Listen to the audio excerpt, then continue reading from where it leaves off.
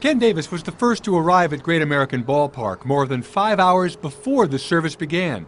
He reflected quietly on his own son, who was in the Army unit that found Matt Maupin. I think a lot of people, at least locally, lose sight of the fact that although it is for Matt, I see this as it's for everybody that served in the United States service. Charmaine Butchie came from Norwood because she says Matt is a hero. I don't think anybody will ever forget him. Dozens of people turned into hundreds by the time the gates opened at 11 a.m.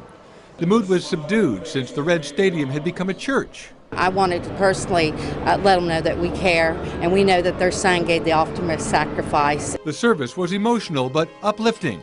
Mourners included young and old, active duty and retired military personnel, plus families with troops now overseas. Dignitaries included former U.S. Congressman Rob Portman, whose district included Matt's home. It's a difficult day for the family and for all of us, but Matt Maupin did not die in vain. You know, the guy brought out the best in his community, Claremont County, the tri-state region, even the country. The service lasted just over an hour. The memories of Matt and the Maupin family will remain in thoughts and prayers indefinitely. There was times, you know, when you wanted to cry like a baby, but at the same time, you know, you just wanted to celebrate that there's closure to the Matt Maupin story. I just think he is the symbol of all of those who have given their lives in every war for all of us to be free. Michelle Aders followed the story of Matt Maupin for 4 years. Today, she stood before her hero. I never knew Matt, but I just, like all the news coverage and everything, I don't know, I felt like I did know him, and I'm glad he's finally home, and so I decided to come visit. Aders was far from alone. After Maupin was laid to rest, a steady stream either drove or stood before their hero too, among them Mike Magliano. When he was missing, there was a part of us felt, you know, we were missing, and when he came back home, we just wanted to pay our respects and visit Matt, and we're glad that he is back home.